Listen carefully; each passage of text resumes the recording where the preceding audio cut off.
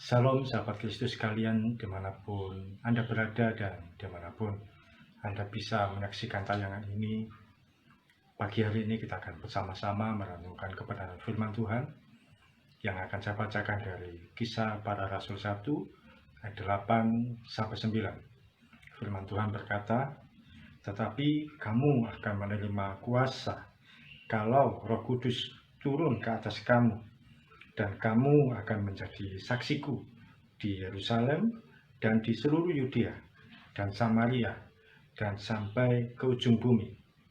Sesudah Yesus mengatakan demikian, terangkatlah ia, disaksikan oleh mereka, dan awan menutupnya dari pandangan mereka. Hari-hari ini kita sedang memasuki masa-masa menjelang Pentakosta.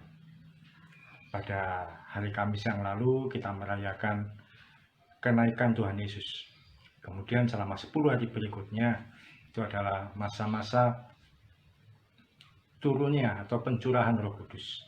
Kemudian pada 10 hari kemudian itu adalah hari Pentakosta.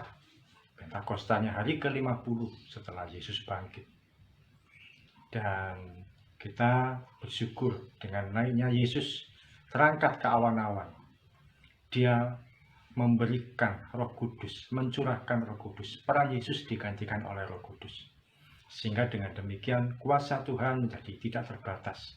Kalau Yesus tidak terangkat ke surga, tidak naik ke surga, maka dia hanya akan menjadi seorang tokoh agama, simbol agama, atau tokoh tertentu, orang yang baik yang ada di Israel saja. Dan kita belum tentu akan mau menerima dia sebagai juru selamat atau Tuhan. Tapi ketika dia terangkat ke surga, perannya digantikan oleh Roh Kudus. Dan yang namanya Roh Kudus itu tidak terbatas, omnipresent, hadir untuk setiap kita. Untuk setiap Anda, dimanapun kita berada, di pelosok manapun kita, Yesus hadir melalui Roh Kudus. Roh Kudus menggantikan peran Yesus, sehingga kuasa Yesus, kuasa Tuhan itu tidak terbatas, bisa kita alami sampai hari ini. Dan dalam masa-masa pencurahan Roh Kudus 10 hari ini, saya sampaikan sharing firman Tuhan bahwa yang pertama, Roh Kudus itu adalah pembela. Dikatakan dalam bahasa Yunani, Roh Kudus itu adalah parakletos, dia pembela. Sementara iblis disebutkan sebagai diabolos atau pendakwa. Iblis akan selalu membuat kita merasa tertuduh, terdakwa.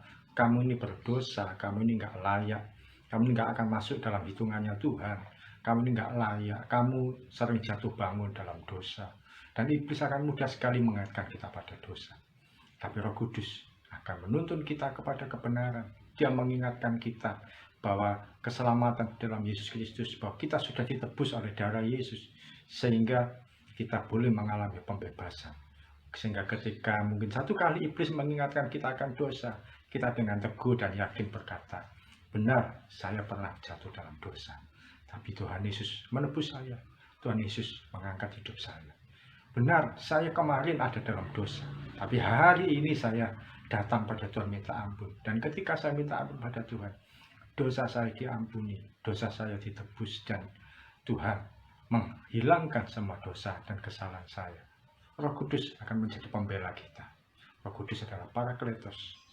Dia yang membimbing kita, menginsafkan kita dari segala dosa, dan membawa kita kepada kebenaran. Itu peran Roh Kudus yang pertama. Yang kedua, peran Roh Kudus itu adalah bahwa dia adalah sahabat penghibur. Roh Kudus adalah roh penghibur. Ketika kita dalam kondisi kesepian, dalam kondisi tidak berdaya, dalam kondisi diabaikan, dalam kondisi ditolak oleh orang lain, dalam kondisi diremehkan, tidak diperhitungkan oleh orang, Roh Kudus menjadi penghibur. Dia adalah pribadi yang paling dekat dari apa dan siapapun.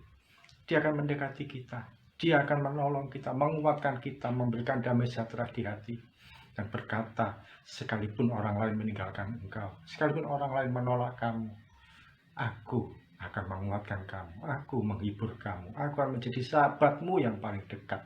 Sekalipun WA-mu diblokir oleh orang lain, sekalipun seluruh akun yang kamu punya diblokir oleh orang lain, sehingga persahabatanmu ditutup oleh orang-orang tertentu, Roh Kudus menjadi pribadi yang paling dekat. Dia adalah sahabat.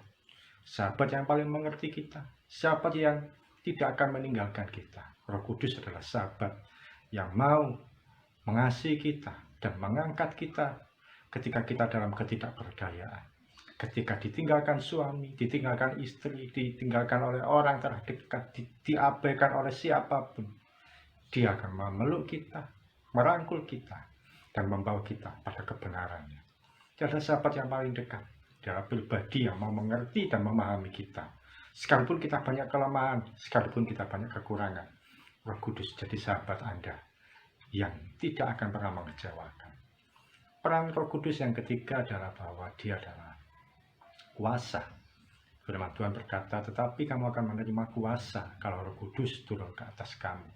Oleh karena itu, Bapak, Ibu, dan saudara terkasih dalam nama Yesus, sahabat Kristus sekalian, yakin dan percaya bahwa kuasa yang ada di dalam diri kita lebih besar dari kuasa yang ada di dunia ini. Roh yang ada di dalam kita lebih berkuasa dari roh yang ada di dalam dunia ini.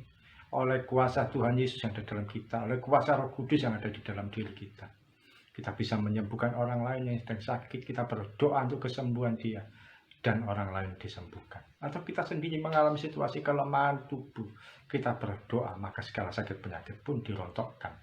Demikian juga dengan masalah apapun yang kita hadapi, kekurangan atau masalah keluarga yang berantakan, atau apapun juga masalahnya hidup yang kita alami dalam pekerjaan, bisnis, atau apapun, datang pada Tuhan, temui dia, berdoa, dan percaya, yakin, kuat kuasa Tuhan lebih dari apapun juga. Kuat kuasa Roh Kudus itu mampu mengatasi segala sesuatunya.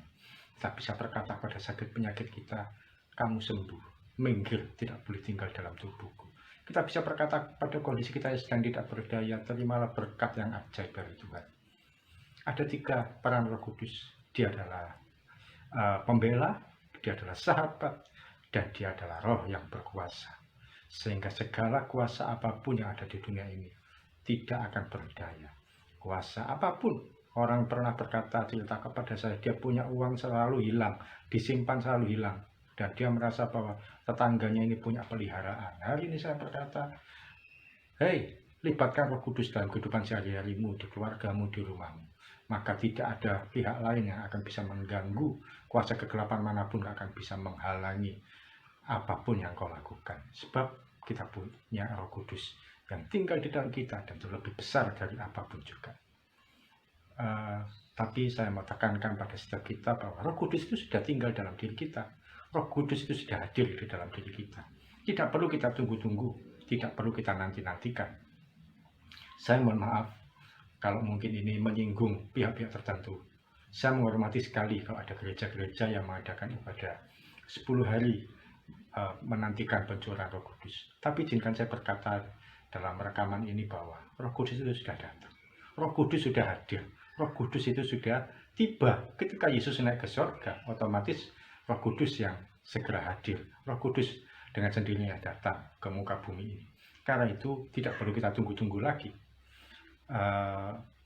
Bayangkan kalau kita mengundang seorang pejabat, misalkan gubernur. Kita mengundang gubernur untuk hadir di acara kita, dan gubernur itu sudah datang, sudah duduk di tengah-tengah kita. Kemudian kita berkata, mari kita menantikan gubernur untuk segera datang bersama dengan kita. Mari kita nantikan gubernur untuk segera hadir bersama dengan kita. Lah, gubernur sudah ada di situ, tapi masih dianggap belum datang. Tentu dia akan kecewa dan akan pulang meninggalkan lokasi acara. Demikian juga kalau kita masih berdoa, Roh Kudus datanglah, Roh Kudus, segera hadir bersama kami. Loh, dia itu sudah hadir. Kalau kita masih merasa dia tidak hadir, tentu dia akan kecewa dan meninggalkan kita semua. Karena itu, saya menghargai sekali kalau ada gereja mengadakan doa 10 hari pencurahan Roh Kudus, tapi saya lebih juga menghormati dan menghargai juga gereja yang memilih untuk tidak mengadakan ibadah tersebut. Kenapa? Karena Roh Kudus sudah hadir bersama dengan kita. Meskipun saya juga yakin gereja mengadakan ibadah pencurahan Roh Kudus, juga tetap yakin bahwa Roh Kudus juga hadir bersama dengan kita semua. Apapun, percaya bahwa Roh Kudus itu sudah bersama dengan kita, tinggal di dalam diri kita, tinggal di dalam hati kita. Mari kita bersatu hati datang dalam doa. Tuhan Yesus, terima kasih siaran firman Tuhan ini boleh kami terima. Kami percaya Tuhan, Roh-Mu yang kudus itu sudah nyata bersama dengan kami, menjadi pembela, menjadi sahabat, dan menjadi sosok figur yang berkuasa dalam kehidupan kami. Karena itu kami percaya Tuhan, Roh Kudus-Mu yang ajaib itu menjamah setiap hati anak-anak-Mu yang melihat tayangan ini, menyembuhkan mereka yang sakit, memulihkan hati yang terluka, mencukupkan bagi mereka yang kekurangan, dan memberikan damai sejahtera bagi keluarga yang sedang dalam ketidakharmonisan. Dan juga ya Tuhan, memberkati setiap usaha dan pekerjaan anak-anak-Mu dibuat berhasil, pendidikan anak-anak-Mu yang melihat tayangan ini dibuat berhasil, apa yang jadi cita-citakan dibuat berhasil. Hubungan yang rusak berantakan Tuhan persatukan lagi dengan cara Tuhan yang ajaib. Terima kasih Tuhan Yesus, terima kasih Roh Kudus, berkaryalah atas hidup kami mulai dari saat ini dan selama-lamanya. Di dalam nama Tuhan Yesus kami berdoa dan mengucap syukur. Amin. Selamat pagi, Tuhan Yesus memberkati.